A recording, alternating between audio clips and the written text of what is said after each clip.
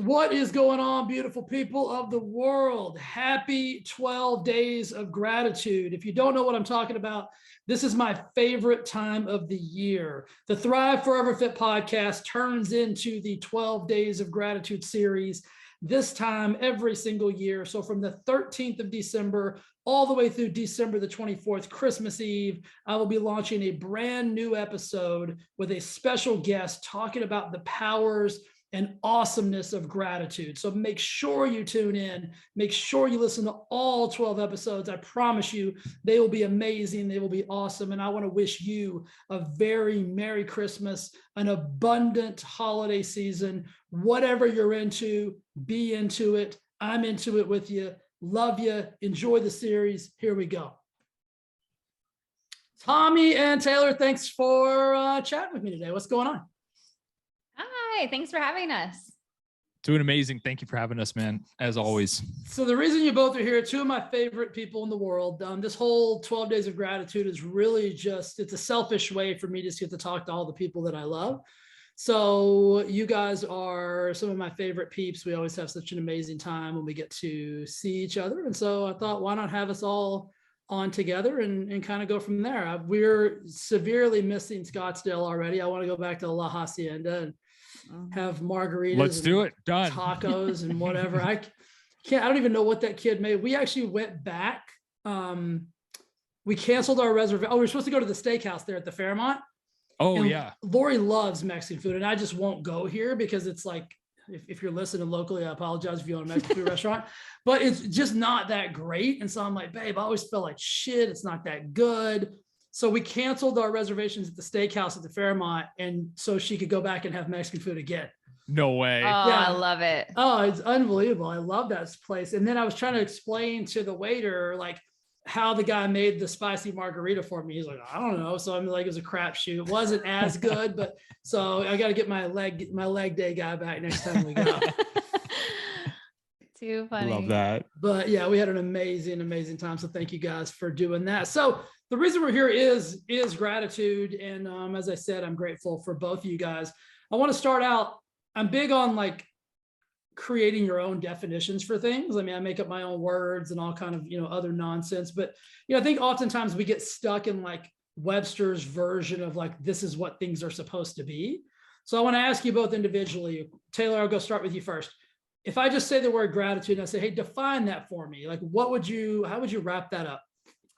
I would say the appreciation in everyday things, from just the smallest things that you can think of, your morning coffee to having the ability to breathe, just those things that we take for granted, being able to tap into the energy of gratitude, of being gracious for, again, the things that we can generate gratitude for without needing something external to happen. All right. Before we move on to Thomas, I love what you said about energy, because I believe that I think the deeper you understand gratitude and the more you can actually like use it, as opposed to like, it's super buzzy and everybody goes through the motions of like, right. Write down 3 things you're grateful for. You know what I mean? It's like, once you learn how to attach an emotion, AKA an energy, to that gratitude, I believe it has way more powerful and then becomes actually a utilizable form of life's frequency. So explain to me and to everybody listening, like, what do you mean when you say energy attached to the gratitude? Yeah. So everything has a frequency and a vibration, and we can tap into those energies, meaning we don't have to wait for something external to happen to generate that. And when I say generate it, I mean quite literally feeling into the graciousness, the feeling of the blessing of that thing. And so when I say tap into the energy of it, it's really having that before anything needs to happen, and doing that, whatever feels good to you. A lot of people like to do that with music, tapping into the energy of maybe joy or bliss or, the things to get you energized. And for me, it's all about just asking myself, what do I want to feel today? And tapping into that energy without something out there giving me the approval and the permission to feel that way. What would you say if, somebody's listening and they're like, okay, like I've been doing my gratitude journal, I've been writing things down, but like, I kind of just like write it down and then I just like go on Yeah. about my day. Like, what's the easiest, like most simplistic way that if somebody who's never really associated the energy or frequency or connection to the gratitude that they're feeling, like, Mhm. is it a certain thing? Like maybe if they associated it like, okay, I love, you love Tommy. So it's easy for you to say, okay, I know what that feels like. There's a feeling associated with that. Is that the Yeah. easiest way? Or like what would you prescribe to that? I would say start paying attention to your day to day and where it is that you are, energizing another certain way of being or a certain energy. So an example would be that, you have a gratitude practice in the morning. You're like, yeah. I'm journaling what I'm grateful for 5 minutes. But for the rest of your day, you're constantly in lack. You're constantly in what I don't have. It's really like policing your thoughts, which more often than not aren't ours. And really just asking yourself, where is it? What time of the day do you find yourself doing that? I mean, if you need to program it into your phone or reminder, something in your calendar of just taking 3 seconds, to tap in to something you're grateful for, we can all do that. Your life may be completely chaotic right now. It's the most important thing to do to get out of that chaos. So just asking yourself what you're energizing, what you're paying attention to. I always say that, again, you can be doing any type of a spiritual practice, personal development practice, but if the rest of your day, you're not having that reflect everything that you're doing, then it's just something that you're checking off and you're not actually becoming that. So it's something to pay attention to and just, realize it's the practice of it. I didn't become this, or I didn't have this perspective overnight. In fact, I was far from it. And it was the constant repetition, the devotion. I like that word better than having like a discipline, and just reminding myself and seeing the reflection of that coming back to me. So the more that I tap into the gratitude, the more that I appreciate things around me, the more that I'm going to attract those same type of like things. So practice. Yeah. Consistency. Yeah. Love it. Agree. Thomas, what would your definition of gratitude be, brother? You guys could have just kept going. I was just Yeah, enjoying it so that, much. follow that. Well, no, I was just about to. I was gonna X out of your screen, and I'm like, no, I'm just kidding, man. Connection issues, dude. You just text me later. I don't know what happened to the Wi-Fi. Hey, man, we lost you. I don't know how. Yeah, I mean, that was amazing. So to me, I think of focus, because in our lives, what we focus on is really all that matters. So when we focus on what's working, we get more of what's working. We expand it. You guys talked about how it's an energy, it's a creative energy, and it's rooted in abundance. And when I say that, I kind of open up my body language, because when we focus on gratitude, it opens up, like you can just tell, like somebody's body language just starts to open up, shoulders come back, et cetera, et cetera. And the opposite is also true, because we're hardwired to focus on what's not working, that it's not enough money in the bank account, whatever it may be. And that energy is super constrictive, and it stops all creative energy. So that's what I think about. Our lives are ultimately a matter of what we focus on throughout our moments, our minutes, our days or weeks, months, that, completely transform the trajectory of our lives. You said something there that I've really been uber focused on for my own personal, growth, and that is presence, like being present in the moment, like instead of like either future casting or, going back and like ruminating over something that happened in the past. So what is it that how do you stay in the present moment? Because I agree with you 100%. Like if you're present, it's easier to understand the energy that you're associated. It's like Taylor said, the energy associated with the gratitude. But if you're not really present in the moment, I think that's when we get caught up going through the motions a lot. And it's like, oh, I better get this done. Like, my coach is going to ask me if I wrote down my gratitude today. And so I don't disappoint them, but there's no value if you're not really present in the moment of actually doing it. So how do you, if you find yourself like maybe not as connected or as in alignment as you should be, how do you get back to that presence? Yeah. I mean, for me, there's a lot of triggers, and I think everybody has to, play around with your own ingredients and see what works. To me, closing my eyes is just for a few seconds, is a very nice way to just get into the body and get present and get rid of stimulus that could be distracting. That's one. But ultimately it's just about, another one is like you come home, you walk through the door frame, you just set an intention when you walk through the door frame, or just setting an intention in general for your day, for what you're doing. But there's so many different types, but ultimately, and I agree with what you guys have been saying, because man, I have so many clients that I've worked with, and we'll talk about the gratitude practice, and I can just tell when it's surface area. I mean, I can just tell it's surface area. It's like, there's no, like you guys said, there's no emotion. So I like to lower the bar on gratitude as much as humanly possible, which you guys also talked about, which is like, hey man, our heart is still beating today. If anyone has ever seen my Instagram, I post sunrises all the time, every single day. Why? Because the sunrise is a reminder that not everyone got to experience the day. So create a trigger that works for you, and then practice it, and then just lower the bar and lower the bar and lower the bar. Taylor, I'll throw the same thing to you, because I think that's uber important. I think a lot of times we get, humans in general, we get caught either thinking too far in the future or ruminating way too far in the past, and we don't really spend enough time in the moment. And I think we lose a lot. Like, we lose connection, we lose, a lot of valuable time because we're not present. So what do you do, or like, what's a simple thing that you use to keep yourself present? Did we lose Taylor?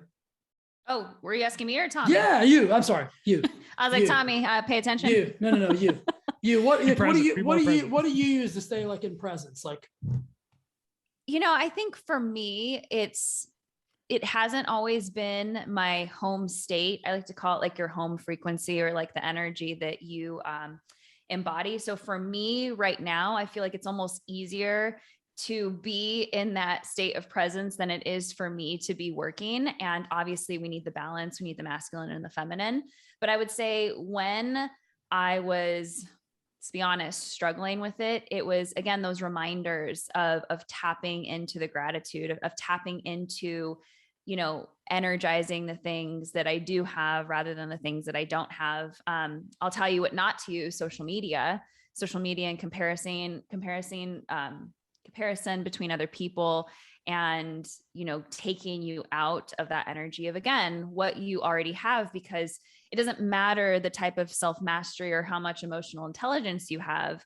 If you are in a state of gratitude and you get online and you start scrolling and you start doing the comparison game, anyone's going to fall out of alignment. Anyone's going to say, oh, well, I have this, but I don't yet have that. So I would say staying off of social as much as you can, using it as a tool of connection, a tool of teaching.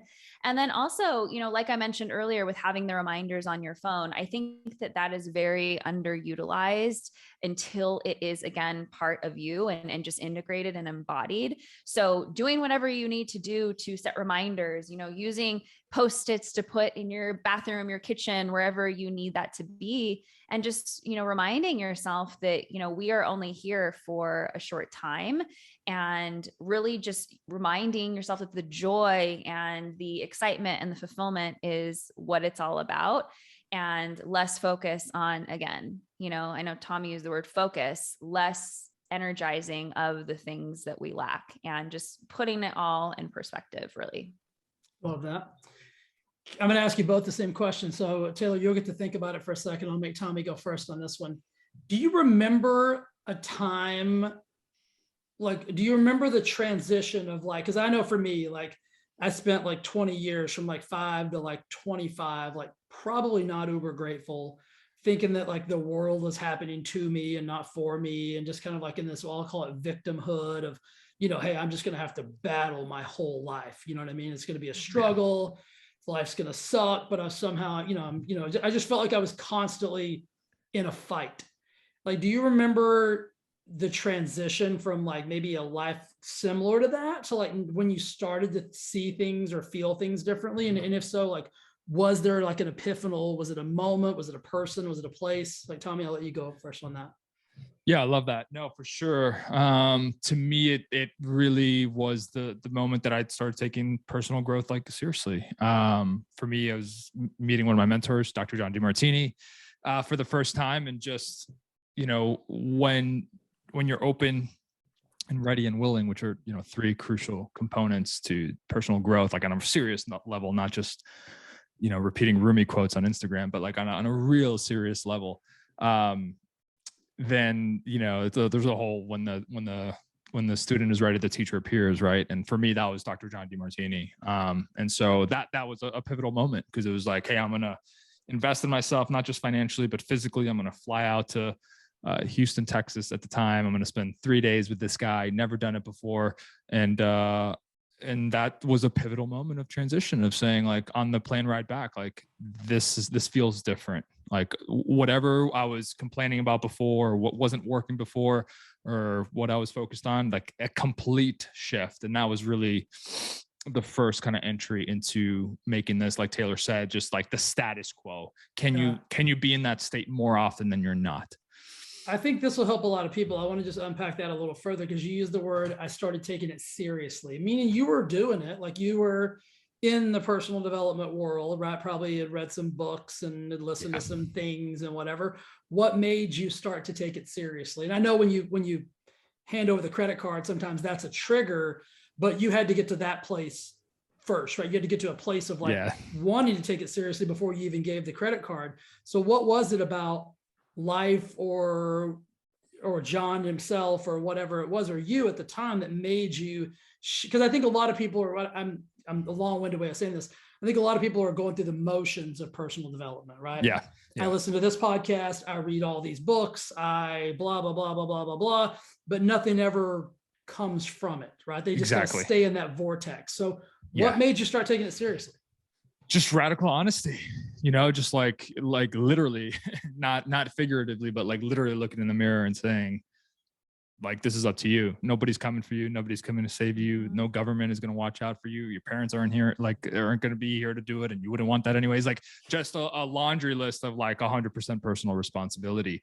And these days, like you said, it's like cool to, I don't know, when I was really getting into it, I don't know about you, man, but maybe social media is different, but it wasn't like cool to be doing personal development. Now it's like, you post a Jensen Sarah book and everybody's like clapping at you. And so, but that was the moment of seriousness. Like, I am responsible for my life, and the current results and reality that I'm experiencing is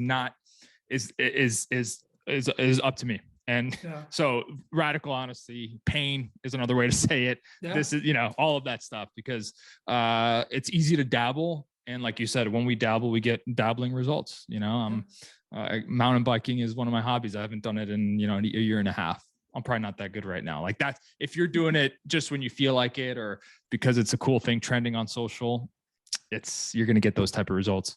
Yeah. I'm a little bit older than you guys. So when I first started this, it was like, you were listening to probably like Zig Ziglar or something. Yeah, I don't even know where to go. Like, I mean, it was like, can I get a CD? Books on tape. And like, oh yeah, I'm listening to like CDs and like, there's no, I mean, now you can fall down and land on a coach or a guru or even an event for that matter. Like, I don't even know where to go. Like, it's like, I want to be around people that have this like same mindset, but like, there's no meetups, there's no seminars, there's no anything. It was a really weird, and I'm kind of glad I started then as opposed to now, because I feel like starting now would be like, holy shit. Like, I don't even know where to go. So Taylor, same question to you. Like, do you remember like that either the epiphany or the transition or what was it that kind of got you into this like higher state of consciousness where like you understand the value of gratitude and attaching the emotional energy to it?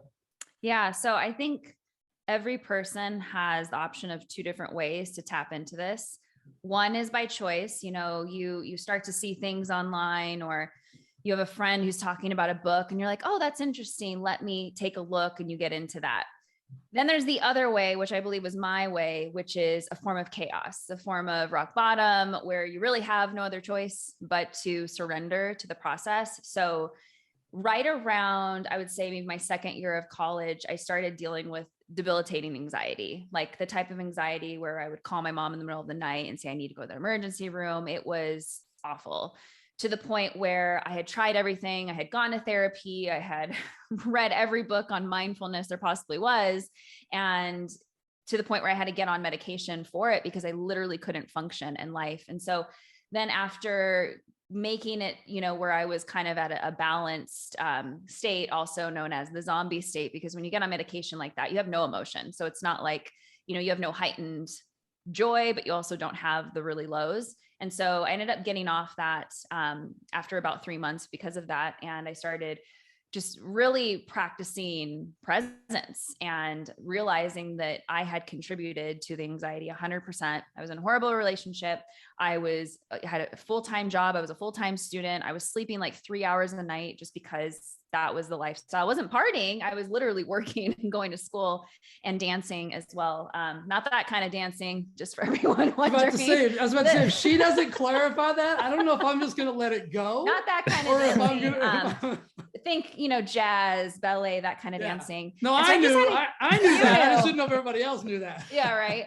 So it got to the point where I had to make a lifestyle change. And that was where I started really understanding more about mindfulness, meditation, rest, sleep. I thought I was healthy because I was in the fitness industry and I was, fit and, really skinny and all that. But it was that moment that I realized I needed to shift and really tap into becoming present, being grateful, and really just all of those things in terms of wellness on a mind, body, spirit level. And believe it or not, the, ripple effect and the repercussions were manifestations like crazy, and just a whole life turnaround of amazing things coming my way. And, really fun fact, the frequency of gratitude is actually abundance and money. And so when you tap more into gratitude, you want to do that for hundreds of reasons, but it really is an incentive for people who are like, okay, well, I really need to tap into this energy, because if you're feeling like you're not attracting the success that you want, or manifestations aren't coming like you want them to, you want to remember that gratitude is what opens those doors. And so for me personally, it was one of those rock bottom chaos moments that I'm grateful for now in retrospect. It was awful for the couple of years that I was going through it, but it was that shift in me that I needed to have on a soul level in order to have the life that I have now. It was kind of like that gate of me now teaching energy and frequency and, self-mastery.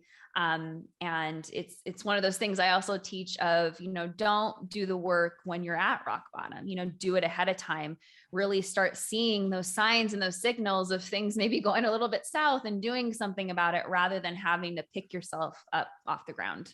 Yeah. I love that. One of the cool things, I did not know that gratitude as the same frequency as abundance and money. Mm-hmm. One of the cool things I've been journaling lately is that, wealth, money, and I share the same frequency and energy. So I don't even know that. And I'm already writing it down. So channeling it. Appreciate you. appreciate you for clarifying that. And I want people who are listening to that to understand that my belief about money is it really is just energy.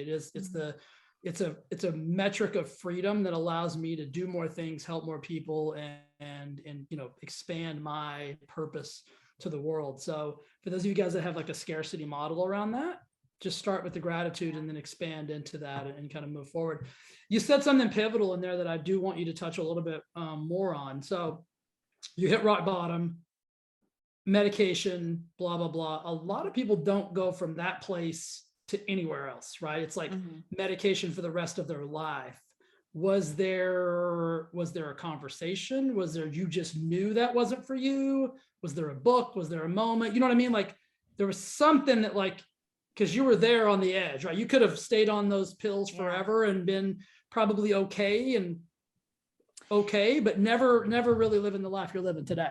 I think because I had such a resistance to taking medication. I mean, my background is exercise science and health promotion. So, which of course the irony is hilarious, but while I was in the middle of my degree program, this is when it was happening. And so I knew that getting on an anti-anxiety medication was not good to begin with, but it was my absolute last resort. I mean, I consulted, I don't know how many doctors, and I knew that was going to be part of it. That was going to be part of my path, but also simultaneously doing what's necessary. So I really do believe it was my background of being, so healthy, at least on a body level, and realizing that was just temporary, that it wasn't going to be something that I was going to have the rest of my life. In fact, like I almost had guilt being on it, which I want to reiterate. You should never have guilt if that's something that you need to do, but also simultaneously know that there are other options. I mean, I went from, again, panic attacks, having constant, just debilitating anxiety where I couldn't really do anything, to where I am now, where I can proudly say, like, I experience stress like once every 6 months. Yeah. And that's because I set my life up that way, because I am nourished on a mind, body, and soul level. I don't really have stressors. I can't remember the last time I had anxiety. And so again, I'm not saying that to brag. I'm saying that if I can go from that state to where I was literally non-functional to where I am right now, it's possible for you chaos to calm. Absolutely. Yeah. Oh, I like that. Yeah. Something I wrote down when you were talking is this. And so, and I'm glad you touched on it. There's nothing to be ashamed of if you need to be on a medication, but I wrote down the phrase necessary, but not permanent. Exactly. And so if you think about it in terms like that, if you're somebody who is experiencing maybe a high level of anxiety and you need to, have some form of medical intervention, 100% cool. But just know it doesn't have to be permanent, right? You can make some decisions. And like supplementing with the other mindfulness, meditation, things that will help you get out of that. Because I don't believe, if I didn't stop the lifestyle that I was on while I was still on that medication, and nothing would have changed. There's no doubt I would have stayed on that medication because I would have had to. But I had something deep within me that said, follow this, do these types of things, take a step back from this, cancel that out, where I was able to really heal and calm my nervous system down and, again, create such a thriving life from that space. And there's no guilt, there's no shame. I talk about it a lot that I was on that medication, because a lot of people find it hard to believe because of what I do now. But the truth is that we all start somewhere, and it's a part of my journey. So I want to talk about it. Yeah. Yeah. I think what you said too, about if you would have kept on the same path, it wouldn't have mattered. No, it wouldn't have changed. Yeah. I wrote in my journal the other day, I heard it on a podcast, that people imitate their atmosphere, and then what you consume changes you. And so it's like, you had to start consuming different things, whatever, in order to be changed as a whole. Love all of that. Tommy, so let's talk about your just your level of gratitude right now, because I know you've gone through this I don't even know what to call it, thing with this new book, right? It's been a process. It's been all of these things that Tommy has a new book coming out that we'll talk about before we end the call. But like, how have you been able to channel the chaos around that into the appreciation and gratitude of that? I know you really well, so I don't need to ask the question for myself, but I think it'll be good, because it's like, when you think about the undertaking of writing a book, or maybe starting a new career, or whatever it is, right? It's like, it's a draining process. How did you use gratitude while you were constructing this piece of work? Yeah, you said the right word there, which is process, right? And it's like, I think we live in we're conditioned, like we've all been speaking about so far, to be very grateful for outcomes and for end results. And so, and by the way, like I'll be completely honest, I was so grateful during the process. My most grateful moments of creating that. And by the way, replace my book with, your project, your creative, your podcast, or whatever your thing is, your business, your family, were the in the trenches moments that nobody will ever see. And so honestly, Jay, everything else is just extra. I mean, whoever else, if nobody reads it, if everybody reads it, it literally does not affect me, because I was so whole just from the process. And that's something that I'm always talking about. It's inside of the book. It's like, what if the process wasn't a means to some end? Right. What if the process was that end itself?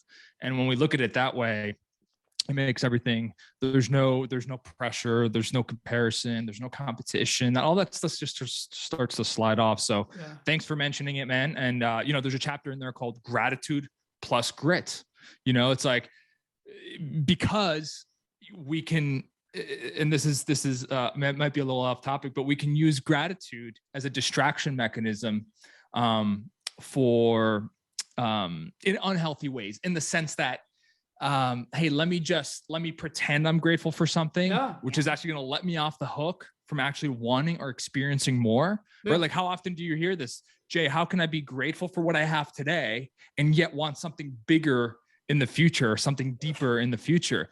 And the answer is they're one and the same. Yeah. Like when you create that energetic signature, then you're able, you want to amplify it more, whatever that means. So yeah, thanks for mentioning it, man. And process. Let me ask you a question. Did you go into it with that perspective, or did you develop that perspective during the process? You know what I'm saying? Like, before you wrote even the first word, where you were like, I'm going to be so grateful in the process that the outcome won't matter?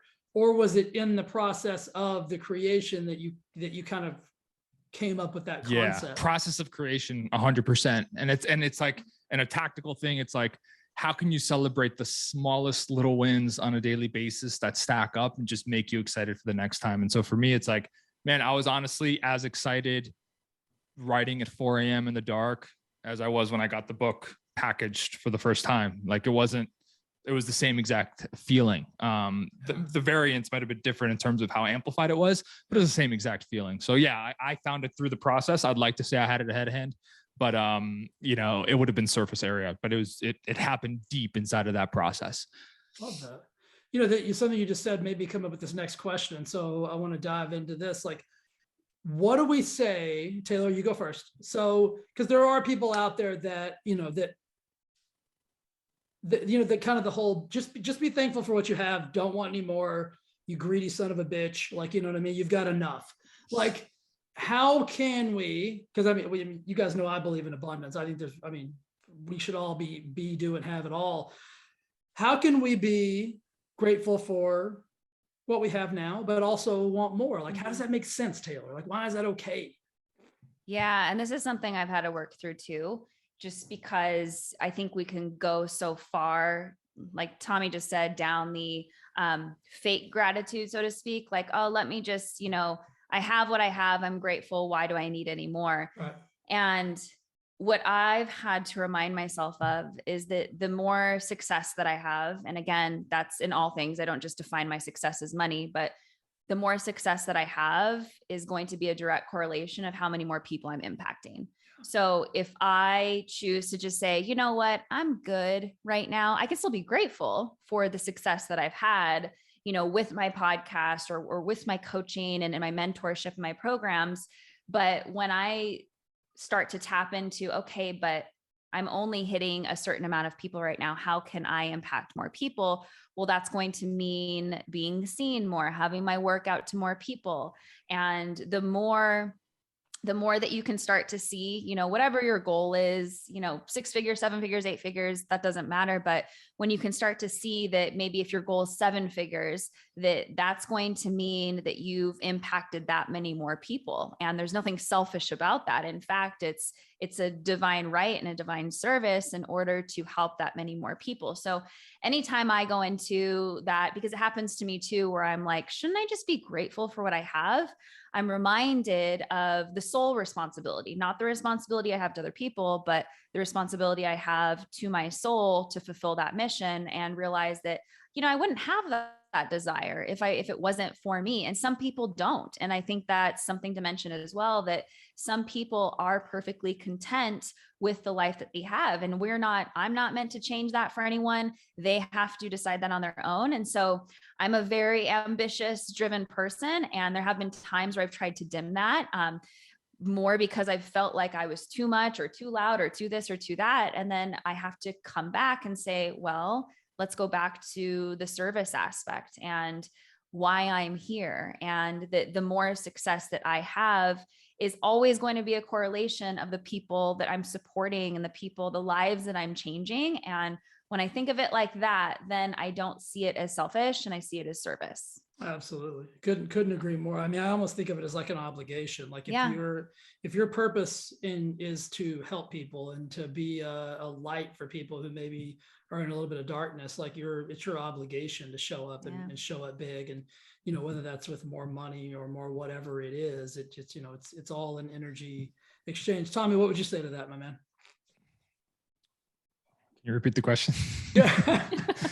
No, I was like so entranced by Taylor's No, response, for real. absolutely, Just so absolutely. good. So it's like, I'm too present right now. it's that person who like gets kind of stuck in that place of like that, of maybe it is the false gratitude, or maybe it's just that they don't think that they deserve. Like I meet a lot of people who don't believe they deserve anymore. And by deserve, I don't mean like, I think they somehow believe that if I have this, it might take away from that person. And then that will make me feel bad about myself. And I don't want to feel bad about myself. So how would you describe that? Like, how can you love what you have? Because I always say like, I'm like blissfully discontent. Like I love my life. You guys have been around me a ton. Like I'm always I'm always in a pretty good mood. I'm always, I want to have fun. But I'm always discontent. Like I always want more. Like, and so it's just weird. And it's like, beautiful. It's dichotomy. awesome. Yeah. It's a beautiful thing. And I think we should develop a practice and a mindset and a heart set, or whatever you want to call it, where you can be grateful in every cell of your body at a deep, what I call a soulful spiritual level, where you literally do not need anything else. And at the same time, you can harness, it's a whole yes and. It's like the improv thing, it's like you can be as grateful as humanly possible for right here, right now. Nothing is missing, nothing is needed, nothing to prove, all of that stuff. And you can desire for more and give yourself permission to desire more. And in fact, again, just like you're saying, those two energies are actually complementary opposites. They actually work together. They're not separate, et cetera, et cetera. And so that's what I would encourage people to think about. We've all felt this. We've all had a day where we ran into someone who was just had a different energy about them. And whether it was a random stranger at the grocery store, or a cashier, or a service waiter or waitress, whatever it may be, because they were operating in that place, it completely shifted our day. And then our day was shifted, and we shifted somebody else. It's just like paying it forward. So give yourself permission for both. Give yourself permission for both. And when you take your personal growth seriously, you're not going to have any of that bullshit of, I don't know if I'm worthy, or, I came from a blue collar family. Like, you can get rid of all of that stuff and actually take complete ownership of what you have created and what you're able to create in the future. That's the exciting part about this, right? It's like, for me, it's like, I'll write another book. I've already experienced all of the benefits of it. Why would I do it again? Well, because like you said, it's like, if I have the ability to help someone by creating that state, and like, if you can read the book and experience that state, then it's like my obligation. Like, what the hell else am I going to do? Watch Sports Center all day? Like, come on. Totally agree. I do this, like I said earlier, like very selfishly. Like, I get to talk to people that I'm like connected with. And I think, I was having this conversation earlier, and it's once you start, connecting energetically with other humans, like, not even like, because I've used this example a few times. And so if you guys have listened to the whole series, you'll hear this. The people that you're seeing on the screen with me, when I think about those people in their name or something else comes up, like it puts a smile on my face and like an energy. And I was talking to my buddy Lance the other day. You were on Lance's podcast not too long ago. Tommy, and he Armstrong? No. Were you on Lance Armstrong? We should all be on his podcast. He has a podcast, doesn't he? He does have one, yeah. Son of a bitch has not called me. I will have to get Marissa on that. But what he was saying is he gave a pretty interesting, because I was asking him about the whole gratitude thing, and he's big into Dr. Joe Dispenza, and he gave an example of how, for him, and just working through with Dr. Joe, like when he thinks of gratitude, he thinks of it about like having having an open heart, like, and then the frequencies that he allows to come in and out of that place or space for him is how he really like taps into the depths of gratitude. And so when he said that, I started thinking about like all of the energy that I get to have in just connection with the people that I've had on these 12 days. And like, that's when you can see and feel and understand gratitude at its highest form. Like, it's not even necessarily about, like, Taylor, you might have said this earlier about being grateful for like an object, right? Yeah. Like, I'm grateful for this book because I'm going to read it and it's going to give me value, and I might be able to use something in this book that's going to transform my life. Well, that's a different version of it. But when you can just have that it's almost like an energetic, or you did say frequency. When you have that frequency of gratitude without even thinking about it, right? Like without even like having to like tap into it, like that's when you've hit like this next level of, I hate the word evolvement because it makes everybody else think, well, if I don't feel like that, well, I must be unevolved. I was going to say enlightenment. That's not what I'm saying. Enlightenment, evolvement, alignment, like all those things. If you guys know me, I say shit wrong all the time. So you have to sign a waiver to listen to this podcast. If Jay says anything stupid, you cannot hold it against him. So, but let's tap into that really quick before we get out of here. So Taylor, let's talk about that, like, because there is a depth to everything. You said it earlier, everything's energy, everything has a frequency, everything is that. So how do I, as someone who maybe doesn't have a full concept of that, how do I start to like pay attention to just that very thing? Like, how do I use the energy of frequency to make my life just a little bit better? Yeah. So awareness, of course, is the first thing. You have to be aware, you have to acknowledge of where you're at versus where you want to be. Right. And then you start realizing that if everything's energy, if everything's frequency, whatever you feel more comfortable with saying, then everything can be changed. Everything can be transformed. This cup is just vibrating at a certain frequency, it's energy. And so when you realize where you're at, again, first acknowledging, then that you have the ability to transform and to change. And so for me, being an energy healer who helps women and men to a certain extent in some of my programs, I'm able to quite literally help, the energy to shift within them by giving them their own self practices. I call it self-healing, where we can all do it. Right. And so, even for those of you, I'm not a religious person. I'm a spiritual person. I'm not part of any type of religious center program, anything like that. But I'm a big believer in prayer because I know that prayer is going to signal the quantum field, which, this isn't just air, this is the quantum field, and what we speak into existence, ways we talk about ourselves, the way we talk about the world, the way we talk about our experience in our life is going to quite literally go out to the field and boomerang right back to us. So it's literally policing your thoughts, your emotions, all of that.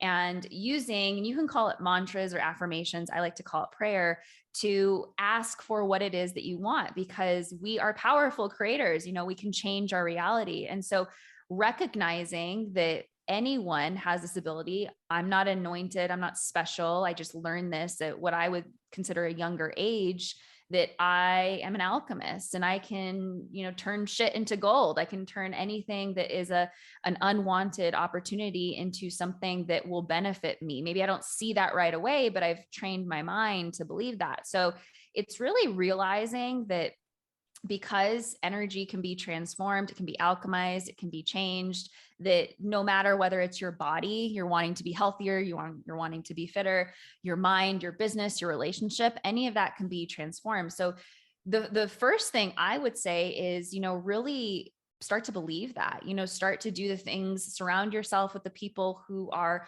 doing really powerful things, believe in themselves, because like you said, your environment's going to affect everything within you, and just doing whatever it is you can. I like to call it brainwashing because it just sounds fun. Brainwashing yourself. You can brainwash yourself to believe negative things about yourself and about the world. Then you can also do it in a positive way. So evaluate, how are you speaking about the world? Because that is what is going to catapult right back to you. How are you speaking about other people? Are you judging other situations? What you judge will judge you back. What you bless will bless you back. So really, again, just focusing on the fact that anything can be changed, anything can be transformed, and realizing that you're the only one who can do this. No one else is going to be able to do it for you. And praying like crazy. Pray. Yeah, super practical, right? So anybody can do all of that. And so it's just, I think you hit the nail on the head when you said you've got to believe that it's possible. Yeah. Right. And just because it's not happening in the first moment of belief doesn't mean that it's not going to happen. You just got to stay consistent with that. Tommy, I'm going to shift the question a little bit for you. When or not necessarily when, but how do you use like the frequency and the energy we've been talking about? We talked about like, the connective, frequency of like people that you're aligned with and things of that. when in your life did you become like aware of that? Like it's the gratitude to the deeper level, right? Of like that, okay, this is an energy connection, or this is more than just like, we make a joke all the time about like, we're more than just like fantasy football buddies. Like in life, like when do you, and nothing against fantasy football buddies, people are gonna be like, you son of a bitch, like my team's about to win, we're about to win the World Series or whatever. Anyway, when did you realize that there was a little bit of a deeper, feeling around that humans and everything else? Yeah. With anything, with any concept, I kind of have a framework that I detailed in another book called the 1% rule, which is knowing. So something conceptually, gratitude is important. That's step number one. Number two is the doing part. It's like the practicing. Okay, like I am actually going to write 3 things every day for 90 days. But you alluded to earlier, which is, and the last step of that framework is being. So you know something, you do something, you become something. And so what I wrote down earlier when you were speaking about like the higher level kind of frequency aspect, it's like gratitude is, at the end of the day, it's not something that you do or you write down. It ultimately becomes who you are. That takes time. That takes practice. That takes, hey, can you be grateful when you're in the middle of the chaos? Like, like the concept of hindsight, like we can, 3 of us can share our most tragic moments in our lives right now on the call and deeply authentically say like, today we're grateful because we have the power of hindsight. Yeah. My challenge for myself and anybody else is, can you have the power of hindsight before you have the benefit of hindsight? In other words, can you harness the gratitude when you're in the quote unquote suck and you don't have that benefit of time passing by and perception and all of that right now? Can you have that trust beforehand? And so that's the powerful shift, man. Knowing to doing to being, and then you step out into the world and it's different. And I started to talk about focus. You go out into the world right now and you're a deeply grateful person who's gone from knowing to doing to being with gratitude. What are you going to see? You're going to see gratitude. You're just going to see it. You're going to see people buying someone else a coffee and paying it forward. You're going to see someone smiling. You're going to see all these amazing things. You focus on what's not working. Man, there's never been a worse or better time in human history to focus on what's not working, because you'll just you will literally lose your mind. You'll see all the negativity everywhere. You'll get cut off and say, bam, I got cut off because that person is a Republican or a Democrat. I mean, you'll lose your mind. And so what are you focusing on? No. Yeah. And that's frequency, right? It's you become and you attract what you are, not what you want. So 1,000,000,000%. You guys are freaking awesome. Thanks for doing this today. This is the same exact talk we had at Hacienda, except we had drinks. And so there were probably more F-bombs. I'm about to say it might have been a little wilder at Hacienda. I can tell you. But same frequency. Same frequency. Exact same frequency. Yeah. 100%. Alcohol has frequency of 100%. things. We might have got a little louder, who even knows? Before we get out of here, make sure you guys do go check out Tommy's book, Hustlers and Seekers. By the time this podcast airs, this book will be readily available on Amazon. It'll be shipped to you ASAP. Tommy, thanks for writing. And there's 2 pages in there with yours truly. My name is in this book twice. So even if you don't like Tommy or don't give a shit about his book, 3 times. What? See, even if you could care less about Tommy, buy the book. I'm in there 3 times. I mean, do the right thing. You know what I'm saying? You guys are awesome, man. Thank you. Love you both. This was awesome. Jay, we're deeply grateful for you, man. Our connection and just who you are, like at a soul level. So thank you, man. Appreciate that. All right, guys. I'll see you very, very soon. Bye. Emphasis on very.